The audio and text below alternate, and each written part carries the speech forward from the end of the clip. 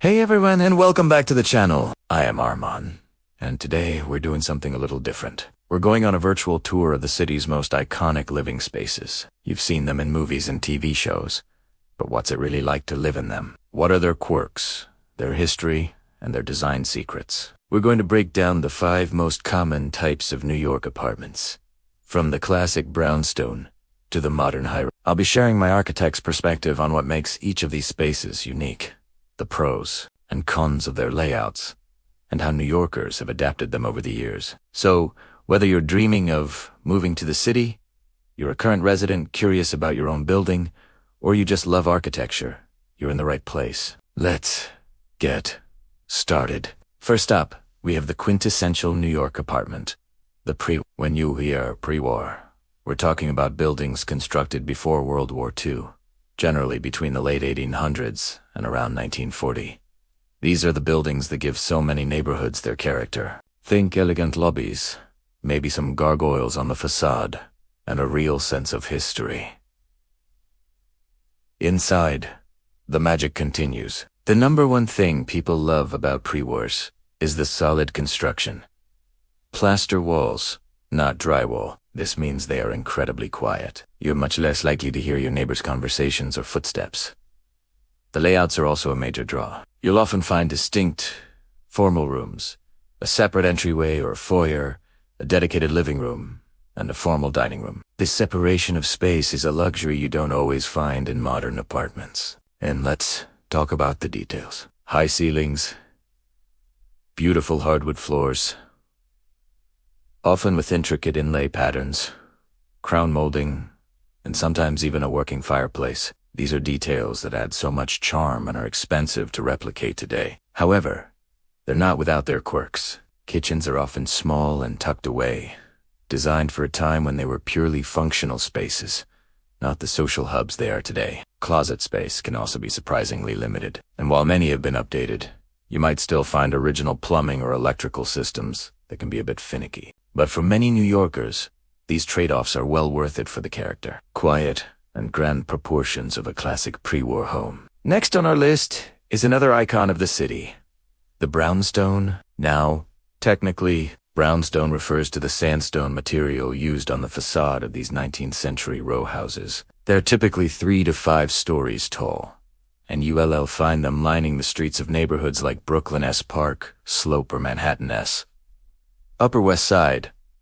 What's unique about living in a brownstone is that you're usually in a building with only a few other units, or sometimes you might even have an entire floor to yourself, which is called the floor-through. This creates a much more intimate, neighborly feel than a large apartment building. Architecturally, they are famous for their high stoops, leading up to the main entrance on the parlor floor. Inside, the parlor floor is the star of the show, boasting extra high ceilings, ornate plasterwork, marble fireplace mantels, and huge windows. The layouts are often long and narrow, sometimes called a railroad style, where you have to walk through one room to get to the next. The big advantage of a brownstone apartment is often private outdoor space. Many ground floor units, known as garden apartments, have direct access to a backyard, which is an incredible luxury in New York.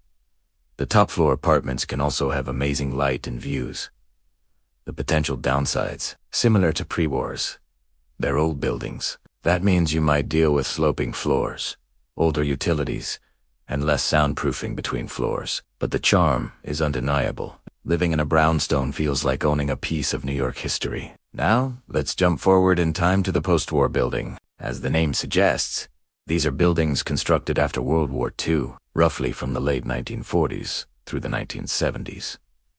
After the war, there was a huge housing boom and a shift in architectural philosophy. Formality went out the window, and efficiency became king. You can spot these buildings. They're often large, brick buildings, sometimes white brick, with a much simpler, more utilitarian look than their pre-war counterparts. The ornate details are gone, replaced by clean lines. Inside, the layouts are very different. The walls are typically drywall, so soundproofing can be an issue. You won't find high-beamed ceilings or crown molding. Instead, ceilings are often a standard 8 feet, but what you do get is practicality. The rooms are often boxy and straightforward, making them easy to furnish. Post-war architects also understood the modern need for storage, so you'll find much more generous closet space. I'm talking multiple closets in the bedroom, a linen closet, a coat closet, a game changer. The biggest advantage of post-war buildings, however,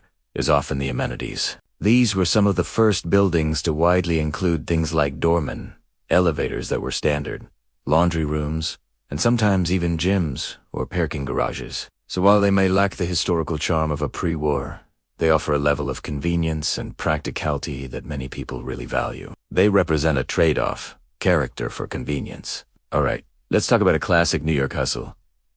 The tenement-style apartment or walk-up. These buildings were constructed in the late 19th and early 20th centuries to house the massive influx of immigrant workers. You'll find them all over the Lower East Side, the East Village, and similar neighborhoods. They are typically 5 or 6-story buildings with no elevator, hence the name walk-up.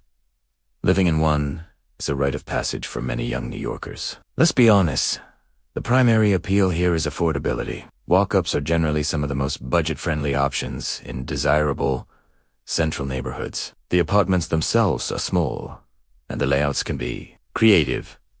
You might see the infamous bathtub in the kitchen setup, a relic from when plumbing was retrofitted into the buildings. Rooms can be tiny, and the railroad layout we mentioned in Brownstones is also very common here, sometimes with windowless interior bedrooms. It's compact living, to say the least. There are no amenities. No doormen, no laundry room, just you and the stairs. And carrying groceries or furniture up 5 flights of stairs is a workout you never get used to. But it's not all struggle. Many of these apartments have been renovated and have a lot of character, like exposed brick walls and original tin ceilings. And the location is often unbeatable. You're living in the heart of vibrant, historic neighborhoods, surrounded by the best restaurants, bars, and culture the city has to offer. It's a trade-off. But for many, living in the center of the action is worth the daily climb. Finally, we arrive in the 21st century with the luxury high-rise, or what many people just call a glass tower.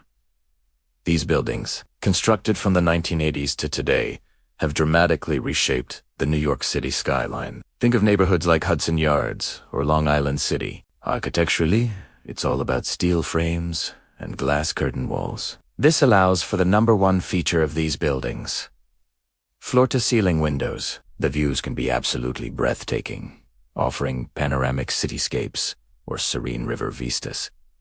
The layouts are typically open. The kitchen, dining, and living areas flow into one another, creating a bright, airy space, perfect for modern living and entertaining. And the finishes are top-of-the-line, designer appliances, stone countertops, and spa-like bathrooms. But the real story with these buildings is the amenities. It's like living in a 5-star resort. We're talking 24/7 doorman and concierge services, state-of-the-art fitness centers, swimming pools, resident lounges, rooftop decks with barbecue grills, children's playrooms, and even golf simulators. Their convenience is unparalleled.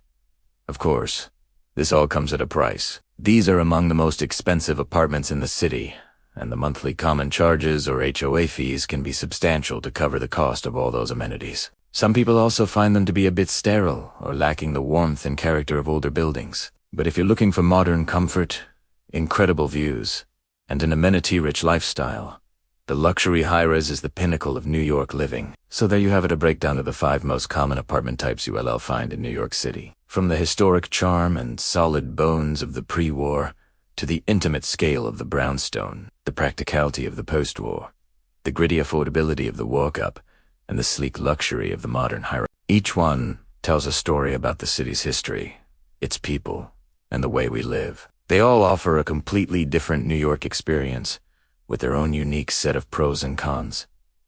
There's no single best type of apartment. It all comes down to what you value most. Is it character, convenience, location, or views? I hope this little architectural tour was helpful and gave you some new insight into the buildings that make this city so special. What kind of apartment do you live in? Or what's your dream NYC home? Let me know in the comments below. I'd love to hear from you. Thanks so much for watching. And don't forget to like and subscribe for more content about architecture and life in New York City. See you in the next one.